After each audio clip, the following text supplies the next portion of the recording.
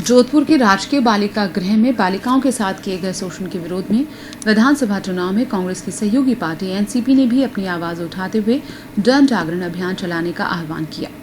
Party के प्रदेशाध्यक्ष उमेद सिंह चंपावत ने कहा कि राज्य सरकार और प्रशासन की विफलता की कड़ी में बालिका गृह की बालिकाओं के साथ अत्याचार और शोषण हो रहा था। इस घटना से आमजन में आक्रोश व्याप्त है। यदि प्रशासन समय रहते सजग रहता तो इस प्रकार की घटना को रोका जा सकता था। प्रशासन ने यदि एक सप्ताह में कोई ठोस कार्रवाई नहीं की तो एनसीपी जन जागरण आंदोलन शुरू करेगी, जिसकी पूरी जिम्मेदारी प्रशासन की होगी। जिस तरह से नारी निकेतन में, बाल निकेतन में या जहाँ भी सुधार गृह हैं, वहाँ पर अगर जो इस तरह के किस्से होते हैं तो उसमें प्रशासन फेल है।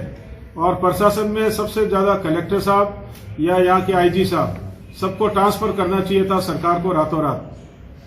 उन्हीं की जवाबदारी है कि वहाँ जो उनके अधिकार में क्षेत्र में जो बच्चे रह रहे हैं, उनके साथ अगर कोई भामाशा आकर के उनसे अकेले में मिल रहा है, कोई उनके अधिकारी आकर के उनके कपड़े उतार करके उनसे कह रहे हैं, बात कर रहे हैं, तो किसी भी हाल में प्रशासन जवाबदार है।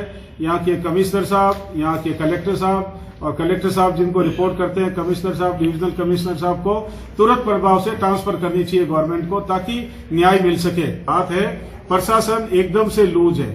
पूरा प्रशासन आईएएस आईपीएस बन जाना, सरकार के दामाद बन जाना है, और वो ये सोच के चलते हैं कि शाम की 6-7 बज गई, हमारा काम पूरा हो गया, उसके बाद में जो होना है होता रहेगा, और पूरा प्रशासन सिपाही के हाथ चला जाता है।